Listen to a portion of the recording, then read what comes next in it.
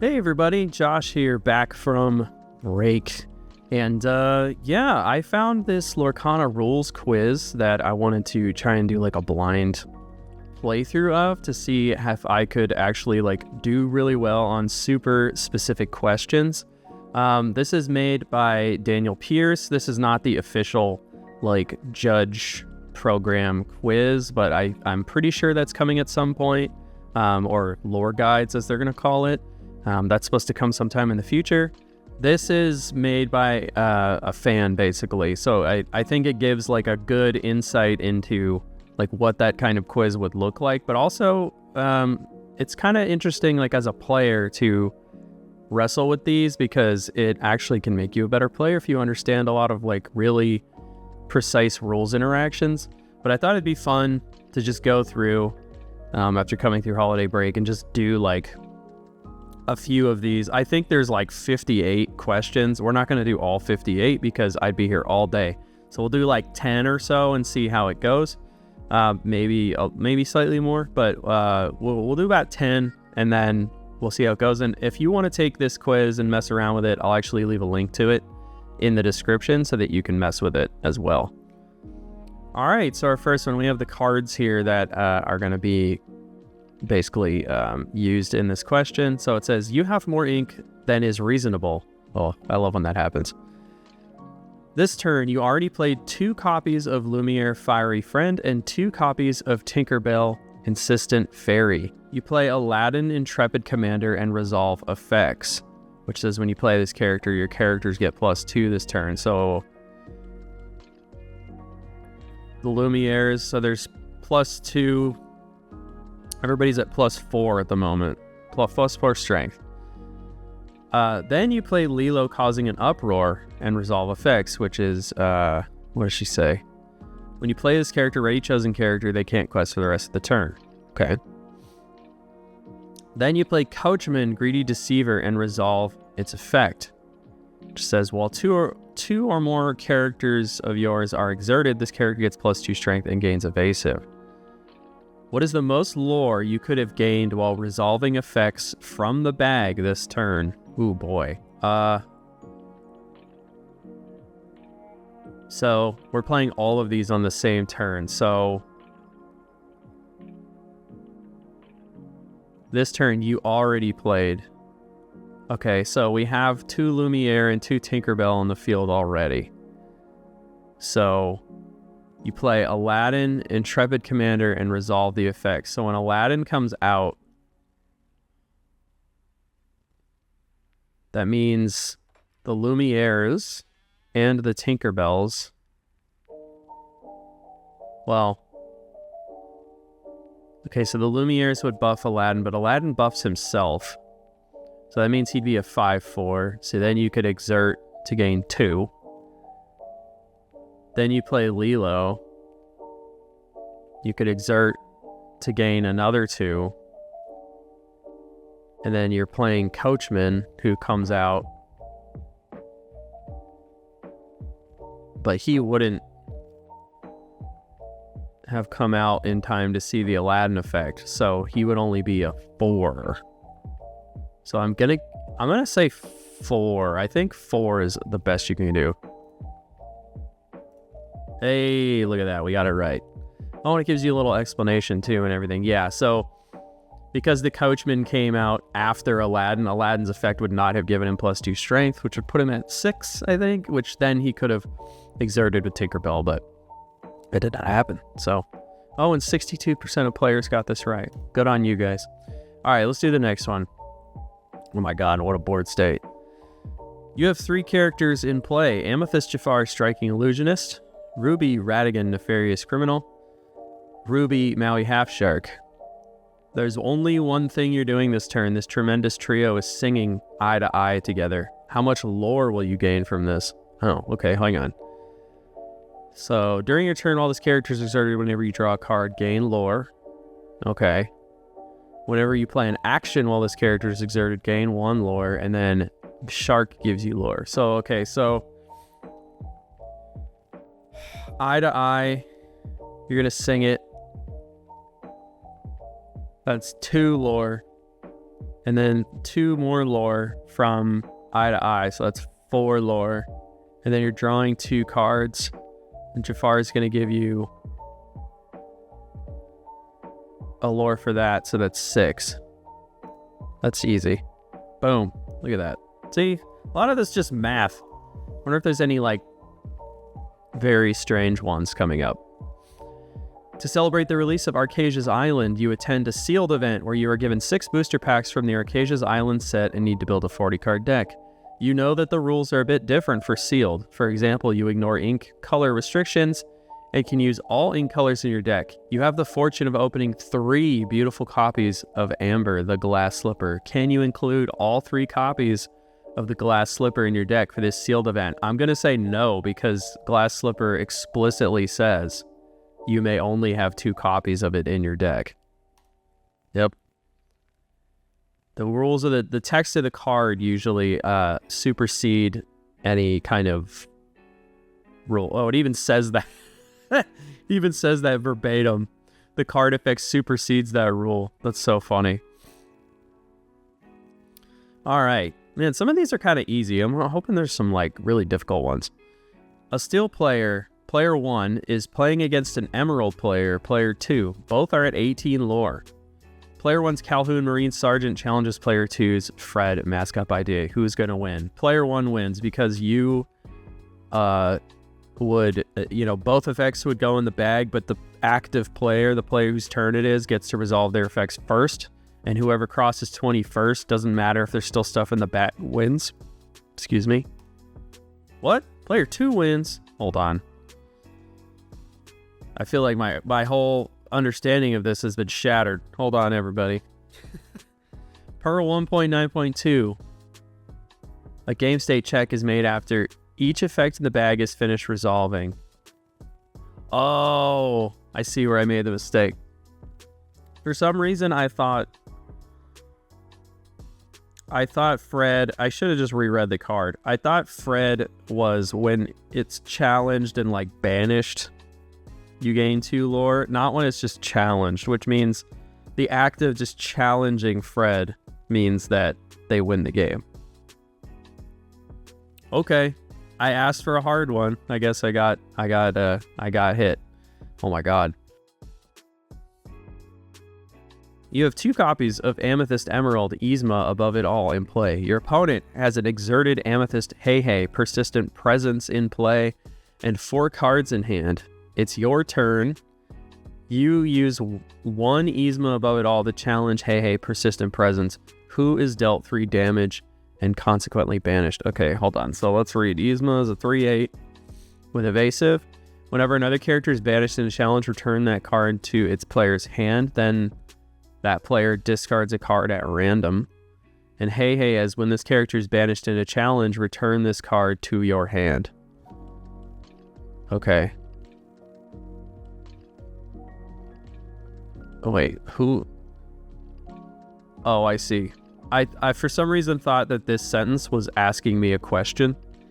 Like, who's going to be dealt 3 damage? I was like, that's weird. Okay.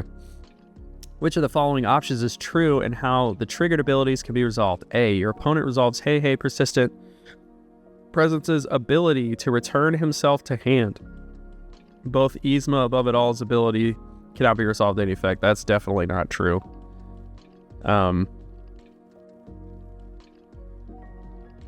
Yeah, I don't think that's true. B, you resolve 1 Yzma above it all's ability to return Hey Persistent Presence to your opponent's hand and then have them discard a random card. The other Yzma above it all's ability and Hey's Persistent Presence ability cannot be resolved to any effect. I don't think that's true either. Because if there are there's 2 Yzmas in play. It just says whenever another character is banished. It doesn't say when this character is banished. So, and you're supposed to, although it says then.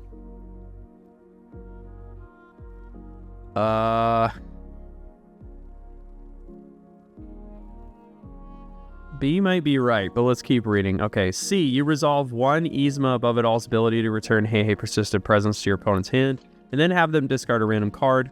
You resolve the other ability to have them discard a random card. I wanted to say that was true until I saw that it reads then that player discards, because that sort of means that that second part of the ability is contingent on the first part happening. And if the first part, although...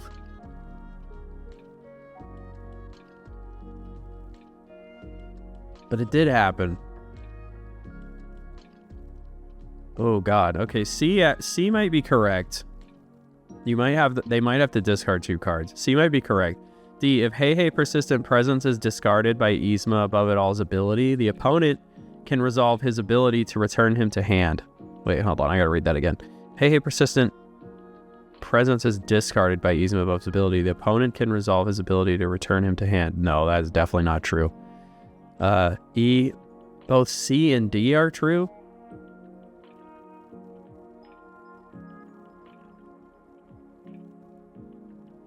Oh, dude. Okay. Now I'm really okay. I really asked for a hard one, so it's pretty hard. Yeah, because when this character is banished in a challenge, return this card to your hand. Pretty sure it still goes to the discard pile and then it is returned to your hand. Technically, even though people just pick it up. I think the order of play is that it still goes to the discard, then you put it in your hand. Oh my God, I think it is C and D. So E. Oh, I don't feel confident in this. No. I was right the first time. Wait, no, I wasn't. B, resolve nature, then have the discard card. Oh, I wasn't totally right. Oh, yeah, because it says return that card, so it's like looking for this specific target, so the other one wouldn't work. Okay, let's see what it says. Per Kyle, Rules Manager, determinations of that are made as the effect is resolving. Even if that card isn't in the zone, it's supposed to be when the effect starts to resolve. That player hasn't changed.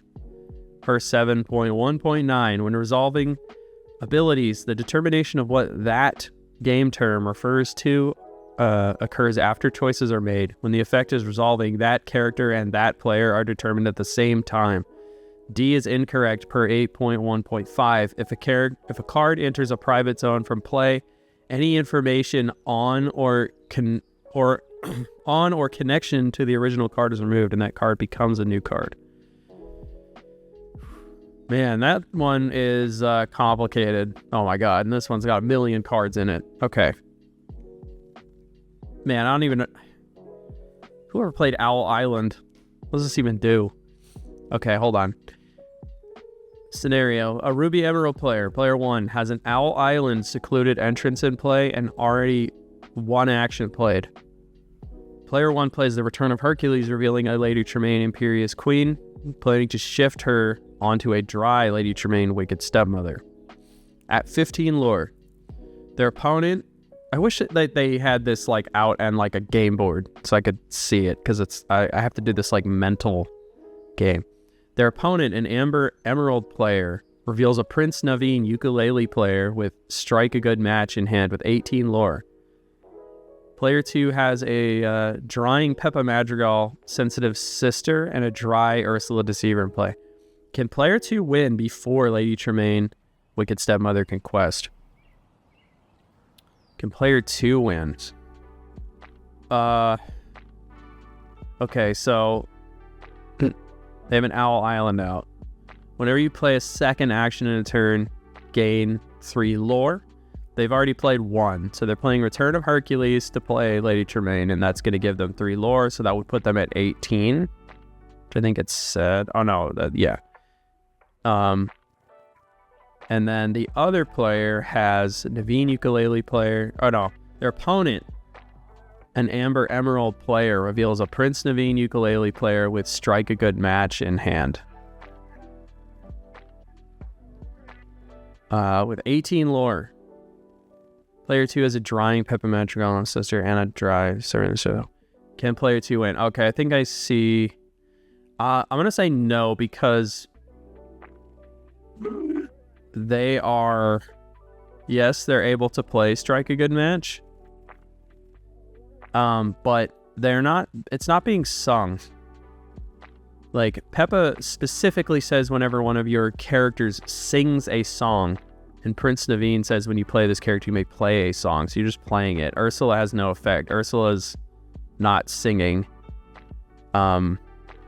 So I'm going to go ahead and say no.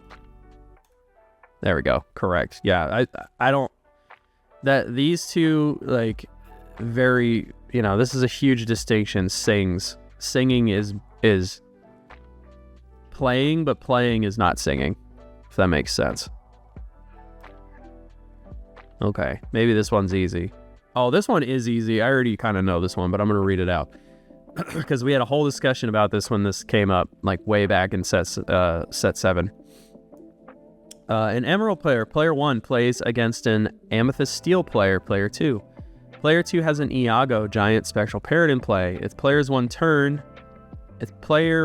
turn and they play Mother Knows Best. What happens to Iago spectral parrot? Iago is returned to the hand and not banished. Let's read all of them. Iago gets banished and not returned to hand. That's not true. This one is true. Iago is returned to hand and banished from hand. That is not true. It's up to player 1. No, it is not. It's up to player 2. No, it is not. And this one's not true. Yeah, it's B. Bam. Yeah. Because the idea being that, you know, Iago's vanish effect would happen, or would go in the bag, but you still have to finish the effect of Mother Knows Best. So you're returning Iago to their hand, and then by the time they're in the hand, Iago's effect is in the bag, and you go, okay, time to, you know, banish it, and there's no Iago on board. So you're like, oh, I can't do anything. So yeah, it wouldn't banish it. Okay. Wow, some of these, it's funny, 'cause some of these rules questions, like, have cards that I'm just like, I've never seen anyone play that ever. Like Firebird. Who plays Firebird? Who, I ask? Okay. Player 1 is playing... Why didn't they just say player 1? Player 1 is playing... Oh my god. Player 1 is playing a Ruby Steel deck, and they are facing player 2... spell it out there. It's weird. On an Amethyst Emerald deck, player 1 has in play Billy Bones, Space Sailor, and Mushu, Majestic Dragon.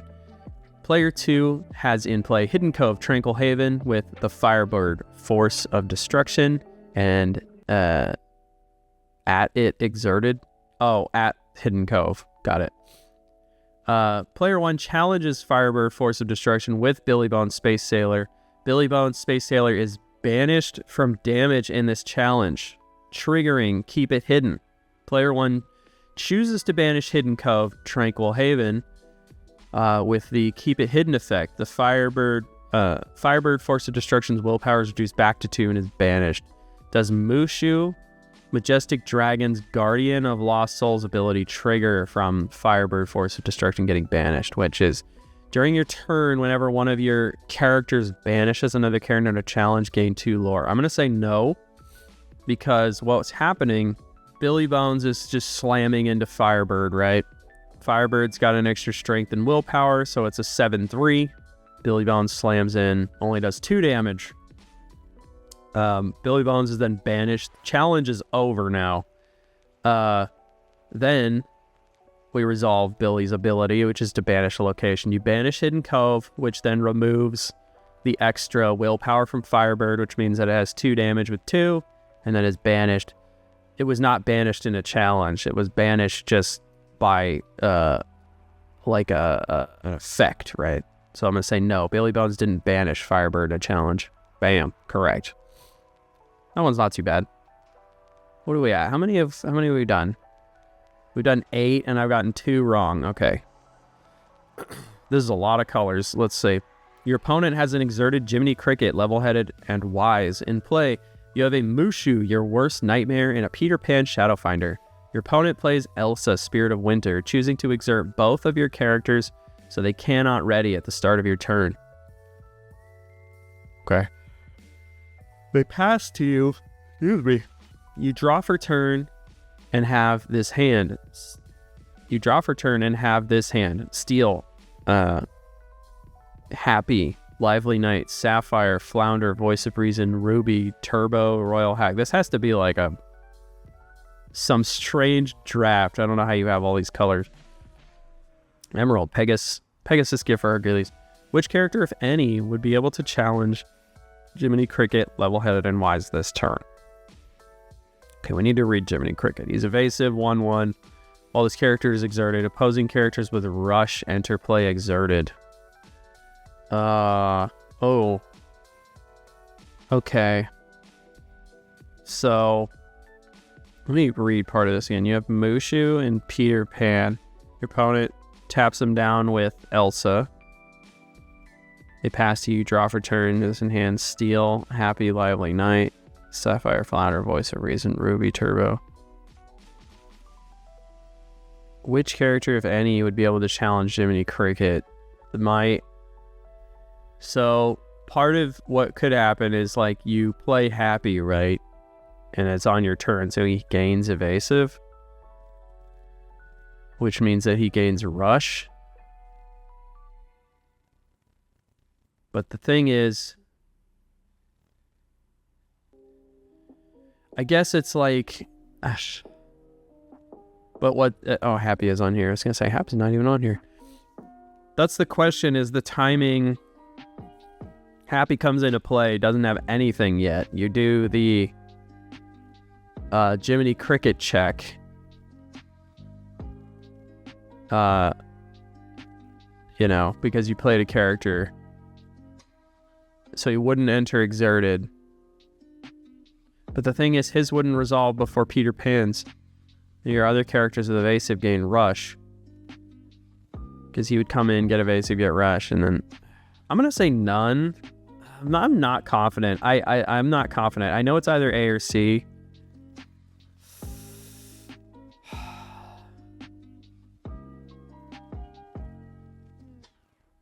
I'm going to say A. Flounder?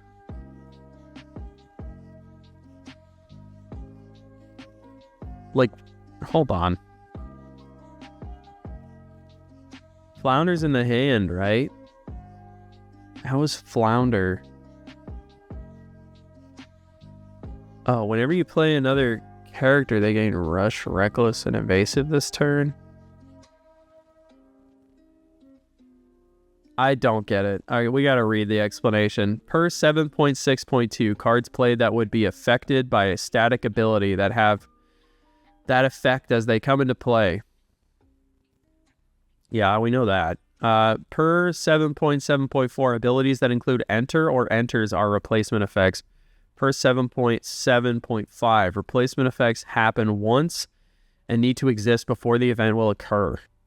Replacement effects happen at once and need to exist before the event will occur. Jiminy Cricket, level-headed and wise static ability, which creates a replacement effect, exists before any characters enter play. Characters with evasive will come into play with rush from Peter Pan Shadowfinder and enter play exerted. Yeah. All these would enter exerted due to Jiminy Cricket's level-headed and wise effect they have gained. Flounder, Voice of Reason, does not have evasive and does not enter with rush, so he enters ready and can challenge. What? Replacement effects happen once and need to exist before the event would occur. But they're not even mentioning the Mushu. Like, you would play Flounder, and then he would get all of these things. I don't know about this one, you guys. I mean, somebody let me know in the comments. This seems like incorrect to me. Like, I legitimately do not understand. Like, it also just... Yeah, it doesn't have evasive. You know what else doesn't have evasive? Like... I mean, Turbo would because of this, I guess. I guess these all have evasive. But the thing that doesn't make sense...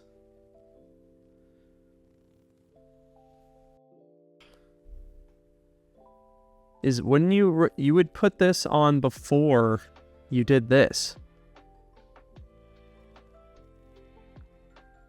I don't know. This seems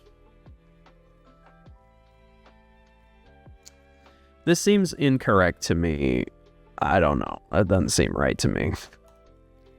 Someone can let me know in the comments why I'm wrong, but that, like, my brain's kind of breaking with that one. That doesn't seem correct. All right. We're only going to have one player P on their crazy blurple amethyst sapphire build. P has in play Bell, Strange with Special. P inks a card for the turn. The player inks an additional card due to Bell, Strange with Special's read a book ability. Player plays Madam M Fox and chooses to return Bell, Strange with Special to their hand for chasing the rabbit. P plays Sail the Azurite Sea and draws a card. Can P ink again for turn, or will they be prevented? Yeah, you can ink because you played Sail the Azurite Sea. Yeah, that's easy. Let's do one or two more, and then we'll call it, and I'll wrap up here. All right. You have a Ruby Robin Hood Sharpshooter in play. You have no cards in your discard. It's empty. On your turn, you quest with Robin Hood Sharpshooter, gaining 2 lore. You resolve his effect, revealing Sapphire All is Found. Okay. Which of these is correct? A, you can play All is Found and put 2 of the 4 cards from Robin Hood's Sharpshooter effect into the Inkwell. B, you're unable to play All is Found, so you must put all 4 cards from Robin Hood Sharpshooter's effect into the discard. What? C, you can play All is Found, putting no cards in the Inkwell. D, you can play All is Found and put any 2 of the other 3 cards from Robin Hood's Sharpshooter's effect into the Inkwell. E, A, C, and D are all correct. F, C, and D are both correct. So what I think, okay, so whenever you use correct quest, look at the top 4 cards of your deck. Okay? You may reveal an action card with cost 6 or less and play it for free. Put the rest in your discard. Oh. But there's nothing in the discard. And you're playing it before the cards have gone into... Well, no. Well, yeah, actually. Because you need to finish Robin Hood completely. So you wouldn't stop in the middle of the sentence to go do All is Found. So you would reveal the action card.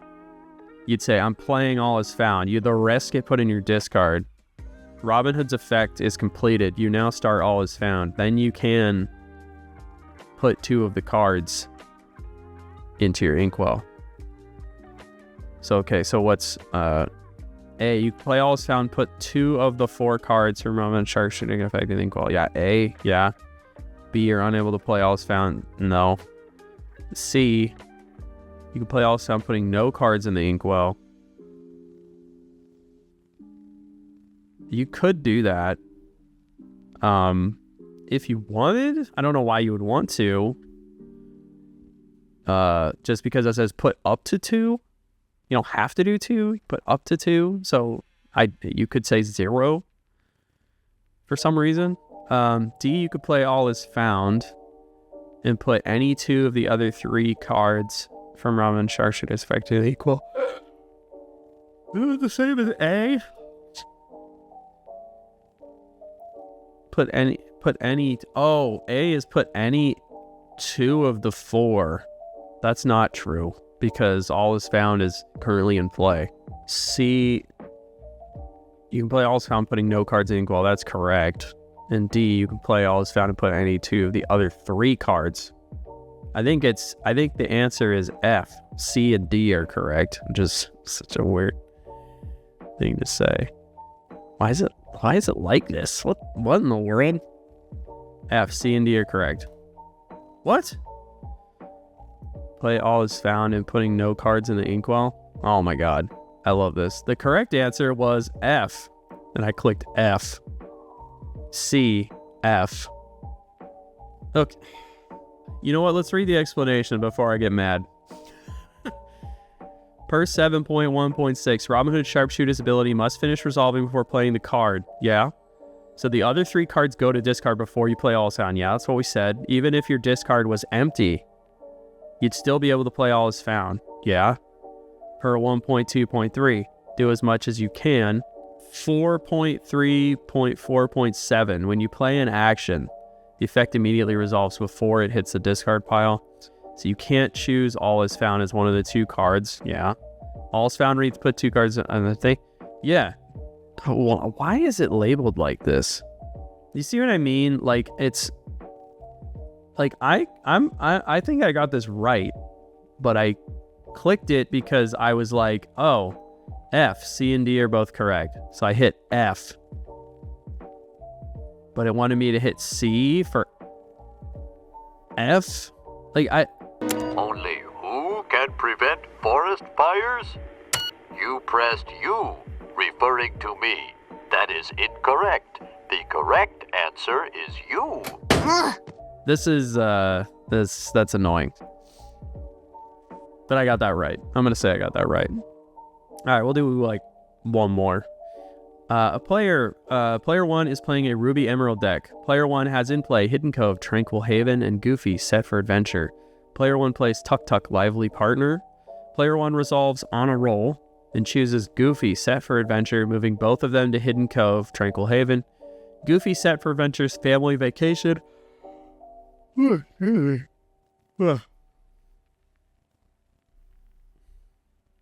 Goofy set for adventure's Family Vacation is resolved, and player 1 selects Tuk Tuk, Lively Partner. Okay, so Hidden Cove, we know what that does. Gives you an extra strength and willpower. Goofy's Family Vacation ability is once during your turn, whenever this character moves to a location, you may move one of your other characters to that location for free. If you do, draw a card. Tuk Tuk is when you play this character, you may move him and one of your other characters to the same location for free. If you do, other characters get +2 strength this turn. Can player 1 draw a card from Family Vacation? The idea is you play Tuk Tuk, you resolve on a roll, so you move them both at the same time. I'm going to say no because you didn't, he already moved, right? Goofy's there, you play Tuk Tuk, you can move him and one other character to Hidden Cove, so you do them both at the same time. But Goofy says during your turn, whenever this character moves to the location, you may move one of your other characters to the location for free. If you do, draw a card, and because Tuk Tuk's already there, you can't really move him. What? Okay. Guys, apparently I'm bad at this game. Apparently I don't know what I'm talking about. I think maybe I misread this. Some of these are worded weird, right? Like, they're almost meant to catch you off guard. I know I have ADD, but like, come on. Let me read the explanation. Character to location can't move to the same location. Right, that's what we said. The current CRD doesn't have this rule, which appears to be an oversight. But per the rules insert from Into the Inklands under moving characters to locations, a character can't move from a location except to move to another location. Because Tuk Tuk Lively Partner is already at Hidden Cove, Tranquil Haven, Goofy set for adventure can't move Tuk Tuk to Hidden Cove, therefore you would not draw a card. That's literally what I said. That's exactly what I said. I just clicked the wrong one, I guess? You heard me. You can run it back. That's exactly what I said happens. Like, these are the same. I mean, I know they're not the same thing, but they're both correct. I mean, you could argue, like, trigger. Like, you do trigger Family Vacation. It doesn't do anything. Like, you can't do anything with it. So I guess I'm wrong in the way I was thinking about triggers, but like my conclusion still stands. I was still correct that you do not draw a card. But these are like worded weird. I'm also I don't care. I'm gonna count this as correct because you heard me, y'all. You heard me say out loud exactly what this says. All right, one more. I promise. This is the last one. All right, this is a wild board. An Emerald Sapphire player. Player 1 is at 15 lore and has an exerted Aurora Dreaming Guardian and Owl Island. Secluded entrance and a ready and dry Jasmine Royal Commodore in play. Okay. Their opponent is a Ruby Emerald player. Player 2 is at 19 lore and has nothing in play. Player 2 has a Peter Pan, Neverland, Prankster, and a Maleficent Monster Dragon in hand. Player 1 pays their last ink. Plays with their last ink the Return of Hercules as their second action this turn, revealing another Jasmine Royal Commodore. Player 2 asks if they intend to shift it. Player 1 says they decide when they know players 2's choice. That is not true. What's your call? Player 1 can't shift. They already resolved their part. Each player may reveal a character card. But no, because they revealed the character, right? Let's read it again. Player 1 plays with their last Return of Hercules as their second action this turn, revealing another Jasmine Royal Commodore. Yeah, so they've already revealed the character. Oh, man. Yeah, because isn't the idea... I think I remember something about this where it's like the Return of Hercules, the way it works is you play it, you reveal a character. And then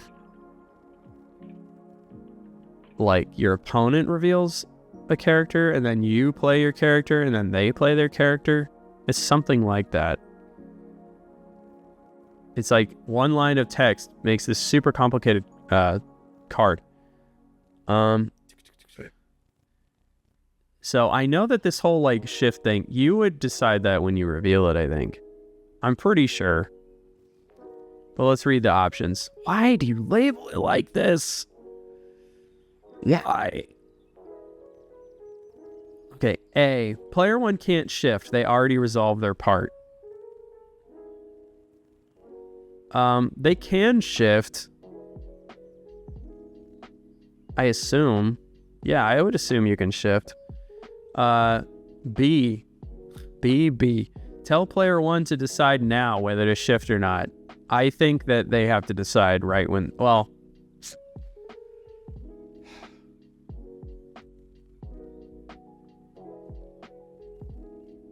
God, this one is kind of hard. It doesn't seem hard, but it is kind of hard. Okay, what? C, it's not clear in the current rules. I think it's pretty clear, probably. And D, tell player 2 to make their choice. So what's the argument? So the argument is either D or B, right? So in the case of B, it would be like you reveal your character and you have to say, you know, I intend to shift this on top of my other Jasmine or whatever. And then the other player can play a card, but the player 1 has not said whether they're shifting it or not. But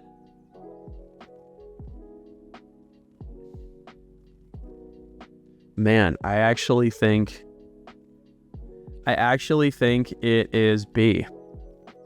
Strangely enough, I think actually... Well, actually, no. I think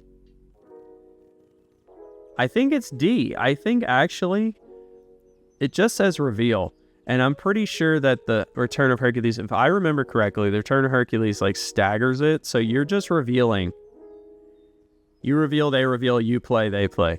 So like, I'm pretty sure you reveal the card. You don't have to dictate how you're playing it. You're just playing it, right? So I want to say that actually the player 2 has to make their choice. Yeah. I'm smart, you guys. Sometimes. Only 59% got this right. Yeah, the Return of Hercules reads each player may reveal a character card from their hand and play it for free.